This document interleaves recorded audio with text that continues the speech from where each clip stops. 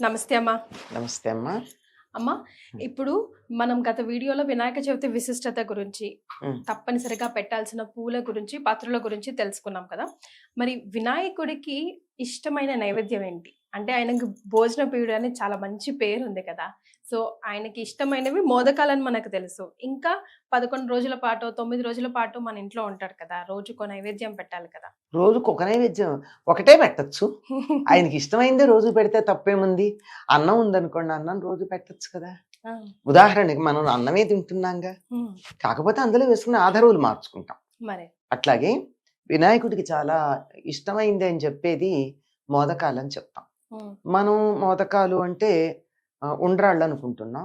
ఉత్తర దేశంలో మోదకం అంటే లడ్డు. హుహు. అందుకే కదా మనకి వినాయకుడి చేతిలో లడ్డూలు లడ్డు. పెడుతూ ఉంటాం. హ్మ్. కానీ వాస్తవానికి వినాయకుడికి పెట్టవలసినటువంటివి ఇదే. ఇది ఆహ్, మోదకాలమ్మా? మోదకం. అంటే ఉండ్రాళ్ళే. హ్మ్. ఎందుకు ఉండ్రాళ్ళే ప్రధానంగా పెడతామంటే, ఇది వర్ష ఋతువు వస్తూ వచ్చిన కొద్ది రోజులకిది హ్మ్. కదా! దీనివల్ల ఏం జరుగుతుంది? వాతావరణంలో తేడా వస్తుందని చెప్పాం గదా! ముఖ్యంగా వేసవి కాలంలోనూ వర్షాలు కొత్తగా పడడం మొదలుపెట్టి వాతావరణం చికాగ్గా, చెమటలుగా, చికాగ్గా ఉండే రోజుల్లోనూ మొన్నటి దాకా ఎలా ఉంటుంది? వాన పడుతుంది, చెమటలు పడతాయి. అవును. ఇప్పుడు కొంచెం తగ్గుతాయి. హ్మ్. శరీరంలో ఉన్నటువంటి శక్తి అంతా పోతుందమ్మా చెమటల రూపంలో. హ్మ్. నీరసం వచ్చేస్తుంది. ఎప్పుడైతే బాగా చల్లగా ఉందో కొంచెం ఎక్కువ తినాలనిపిస్తుంది. తినాలనిపిస్తుంది, తినాల్సిన అవసరం గూడా ఉంది. హ్మ్. కానీ ఈ వాతావరణం కారణంగా కొత్త నీళ్లు రావడం వల్ల హ్మ్. హ్మ్, జీర్ణశక్తి మందగిస్తుంది. హ్మ్. శరీరానికి శక్తి కావాలి, అరిగించుకునే ఓపిక లేదు. ఎట్లా? యెస్. అందుకని ప్రీ డైజెస్టెడ్ ఫుడ్ అని పెడుతూ ఉంటామే పిల్లలకి, అట్లా 2 సార్లు ఆవిరి మీద ఉడికించినటువంటి పదార్థాలు తినాలి. హ్మ్. ఇప్పుడు మనం ఉండ్రాళ్ళు ఎలా వండుతాం?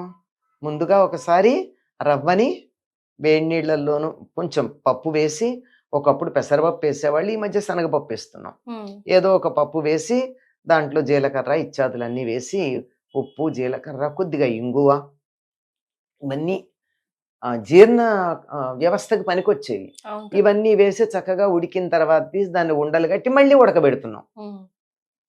అంతే కదా! అవునమ్మా. ఉండ్రాళ్ళుగా 2 సార్లు ఆవిరి మీద ఉడుకుతోంది. దానివల్ల ఏమైంది? ఇక్కడే మూడొంతులు అరిగిపోయింది. హ్మ్. అరిగిపోయి మనకి లోపలికి వెళ్ళిన తర్వాత తేలిగ్గా అరుగుతుంది. ఇది మోదకం పద్ధతి. హ్మ్. ఇది ప్రధానమైనకి నివేదన. అంటే అది బెనిఫిట్ మనకే. పాపం మనకే ఆయనకి ఇష్టం అని ఆయన చెప్పుకొని పేరు చెప్తామమ్మా. మనం హ్మ్. చేసేదన్నీ దేవుడి పేరు చెప్పి మన మంచి కోసం. చెప్పాగా మనవన్నీ బహుళార్థ సాధక ప్రణాళికలని చెప్పి. చక్కగా మన ఆరోగ్యం కోసమే చెప్పేది. ఏ పూజలో, ఏ నైవేద్యం గురించి మనం మాట్లాడినా హ్మ్. అది దేవుడి పేరు చెప్పి మన పొట్ట పూజే. ఈ ఆత్మారాముడి కోసం చేసేది. తర్వాత ఇందులో మోదకాల గురించి అమ్మా. ఎన్ని రకాల మోదకాలున్నాయి? హ్మ్. మన రవ్వతో చేసి ఇందులో పెసరపప్పు, శనగపప్పు వేసి ఉడకపెట్టి ఉండలు చేసింది ఒకటని చెప్పుకున్నామా? అమ్మా. ఇది కాక లోపల కొబ్బరి, బెల్లం కలిపి పెట్టి ఈ ఉండ్రాళ్ళల్లో హ్మ్. కొబ్బరి, బెల్లం కలిపి కోరి ఈ లోపల పెట్టి పైన ఉండగా చేసి దాన్ని ఉడకబెడతారు. ఓహ్! ఇది ఒక ఇంకో రకమైనటువంటి రకం. ఉండ్రాళ్ళు. దీన్ని జిల్లేడు కాయలని ఏదో అంటారు. హ్మ్. మన వాళ్ళు రకరకాల పేర్లు. ఎందుకంటే అది గుండ్రగా రాదు. అవును. లోపల అలా అంతే పెట్టి కష్టపడి. స్టఫింగ్‌గా. హ్మ్. దీనికి గుండ్రగా వచ్చినట్టుగా లోపల స్టఫ్ చేస్తే రాదు.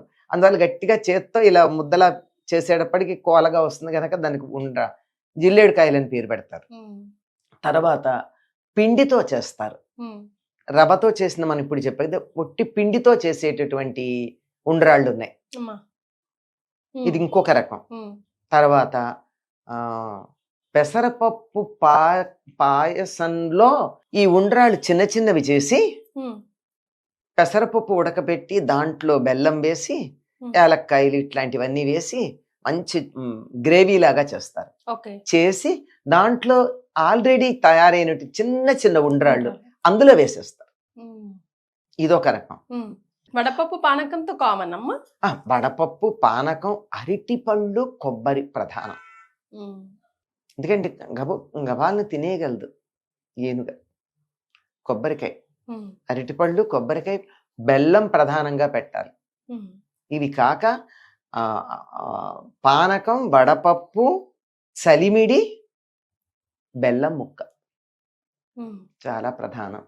తర్వాత ఇవి ఉండ్రాళ్ళు. ఇక తర్వాత మీ ఇష్టం అమ్మా. ఉమ్, ఎన్ని రకాల పిండి వంటలు మీకు ఓపిక ఉంటే అన్ని చేయండి. కొన్ని ప్రాంతాల వాళ్ళు నానుబ్రాలని చేస్తారు. అంటే అమ్మ నానుబ్రాలంటే బియ్యం నానబోస్తారు. ఉమ్, నానబోసిన బియ్యాన్ని తీసి దాన్ని మనం పెసరపప్పు నానబెట్టినట్టే ఉమ్, బియ్యం నానబెట్టి అవి వడగట్టిన తర్వాత దాన్ని నైవేద్యం పెడతారట. మరి ఇది ఏమిటో నాకు తెలియదు కానీ నానుబ్రాలు అని అంటారు. ఉమ్. మరి ఇక్కడ పాల తాలికలు అవన్నీ బెల్లం చేస్తారు. తాలికలు కూడా పాలతాలికలు అవన్నీ ఇంక ప్రధానంగా చెప్పాక చేస్తారు. పాల ఓపాన శక్తి సాధారణంగా అందరిళ్లలోనూ ఏమాత్రం ఆ, ఇంత శక్తి ఉన్న పరమాన్నం ఉంటుంది. ఉమ్, అన్నానికన్నా శ్రేష్టం పరమాన్నం. దాని పేరే నిజానికి పాయసాన్నం. పాయసాన్నమైన దాన్ని పరమాన్నం అంటాం. ఎందుకంటే శ్రేష్టమైంది అనే ఉద్దేశంతో. ఇంకా తర్వాత ఎవరిష్టం వాళ్ళదమ్మా. ప్రధానంగా ఇవి. ఎస్. అలాగే అమ్మా మరి పిల్లలు ఖచ్చితంగా పుస్తకాలు అవి తీసుకొని వచ్చి పెడుతూ ఉంటారు ముందు రోజే. చెరుకు గడలు కూడా పెడతారమ్మా దొరికితే. ఏనుగుకి ఇష్టం కదా. ఏనుక చాలా ఇష్టం. ఇవి ప్రధానం. ఎస్. సో ఈ వీడియో ద్వారా వినాయకుడికి ఇష్టమైన నైవేద్యాలు ఏంటో తెలుసుకున్నాం. ధన్యవాదాలమ్మా. నమస్తే అమ్మా.